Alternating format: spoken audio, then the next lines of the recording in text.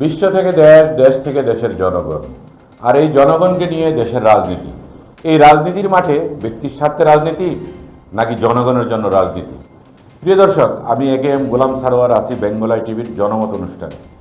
আজকের আলোচনার বিষয় মিয়ানমারের রাখাইনে চলমান সংকট ও ভারত চীন কৌশলগত লড়াই। প্রিয় দর্শক, মিয়ানমারের রাখাইন প্রদেশে এখন রক্তক্ষয়ী লড়াই চলছে। একদিকে সামরিক জান্তা সরকার, অন্যদিকে আরাকান আর্মি। তাদের সংঘর্ষের মাঝে নতুন ভূরাজনৈতিক হিসাব করছে ভারত ও চীন। গত 2023 সালের শেষ দিকে বিদ্রোহী আরাকান আর্মি রাখাইন প্রদেশের অধিকাংশ এলাকা দখল করে ফেলে। কার্যত কোণঠাসা মিয়ানমারের সেনাবাহিনী এখন কিউকপিও অর্থনৈতিক অঞ্চলে আটকে আছে, যেখানে চীনের বিলিয়ন ডলারের বিনিয়োগ রয়েছে। চীনের বেল্ট অ্যান্ড রোড ইনিশিয়েটিভ এই অঞ্চলের জন্য অত্যন্ত গুরুত্বপূর্ণ, কিন্তু এখানে ভারতেরও বড় বিনিয়োগ রয়েছে। ভারতের দৃষ্টিতে চীন যদি এই অঞ্চল পুরোপুরি দখল নেয়, তবে বঙ্গোপসাগরের তার সামরিক প্রভাব ব্যাপকভাবে বৃদ্ধি পাবে, যা দিল্লির জন্য উদ্বেগজনক। চলুন এই নিয়ে একটি প্রতিবেদন দেখি। মিয়ানমারের রাখাইনের গভীরে এক ভয়ঙ্কর যুদ্ধ চলছে। গর্জন করছে বন্দুক, দাউ দাউ করে জ্বলছে গ্রাম, আর এই আগুনের ছায়ায় শীতল কৌশল আঁটছে ভারত। একদিকে মিয়ানমারের জান্তা সরকারকে উৎখাত করতে মরিয়া আরাকান আর্মি, অন্যদিকে বেইজিং এর বিশাল বিনিয়োগ এখন ধ্বংসের মুখে।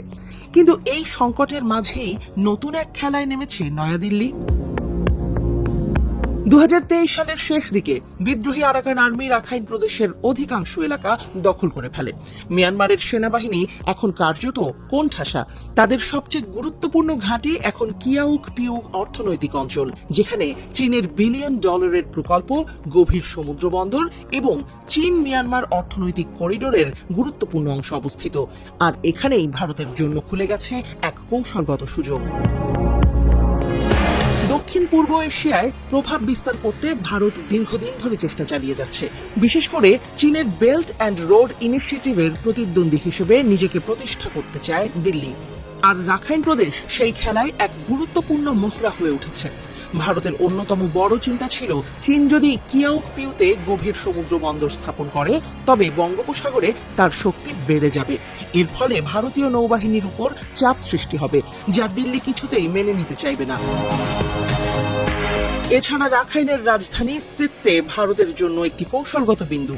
ভারত ইতোমধ্যেই সিত্তে বন্দরের উন্নয়ন প্রকল্পে বিনিয়োগ করেছে এবং মিজোরামের কালাদান মাল্টি মডাল ট্রান্সপোর্ট প্রকল্পের মাধ্যমে উত্তর পূর্ব ভারতের সঙ্গে সরাসরি সংযোগ স্থাপনের পরিকল্পনা রয়েছে। কিন্তু চীনের উপস্থিতি থাকলে এই পরিকল্পনা ধাক্কা খাবে। খোলাখুলি কিছু প্রকাশ না হলেও সাম্প্রতিক ঘটনাগুলো স্পষ্ট ইঙ্গিত দিচ্ছে যে ভারত আরাকান আর্মির পেছনে রয়েছে। রেডিও ফ্রি এশিয়ার এক প্রতিবেদনে দাবি করা হয়েছে, আরাকান আর্মির সঙ্গে ভারতের কিছু পক্ষের গোপন যোগাযোগ রয়েছে। ভারতীয় গোয়েন্দা সংস্থা রয়ের মাধ্যমে তাদের কিছু সামরিক সহায়তা দেওয়া হচ্ছে বলেও ধারণা করা হচ্ছে। এর অন্যতম কারণ, মিয়ানমারের সামরিক জান্তা সরকারের সঙ্গে ভারতের সম্পর্ক বরাবরই জটিল। ভারত একদিকে জান্তাকে সমর্থন জানালেও অন্যদিকে বিকল্প শক্তি হিসেবে বিদ্রোহী গোষ্ঠীগুলোকেও কাজে লাগাচ্ছে। বিশেষ করে চীনের আধিপত্য কমাতে বিদ্রোহীদের সঙ্গে ঘনিষ্ঠ সম্পর্ক রাখার কৌশল নিচ্ছে দিল্লি। যদি কিয়াউকপিউ আরাকান আর্মির হাতে পড়ে, তবে চীনের বিলিয়ন ডলারের বিনিয়োগ কার্যত ধ্বংস হয়ে যাবে। চীনের জন্য এই অঞ্চল অত্যন্ত গুরুত্বপূর্ণ, কারণ এখান থেকে সরাসরি ইউনান প্রদেশ পর্যন্ত গ্যাস ও তেলের পাইপলাইন বিস্তৃত রয়েছে। বেইজিং যদি এই অঞ্চল হারায়, তবে তা কেবল অর্থনৈতিক নয়, সামরিকভাবেও বিশাল ধাক্কা হয়ে দাঁড়াবে। মিয়ানমারের এই গৃহযুদ্ধ শুধু অভ্যন্তরীণ লড়াই নয়, এটি চীন ও ভারতের জন্য এক কৌশলগত যুদ্ধক্ষেত্রে পরিণত হয়েছে। ভারত এই সুযোগ কাজে লাগিয়ে নিজের প্রভাব বিস্তার করতে চাইবে, আর চীনও সহজে ছেড়ে দেবে না।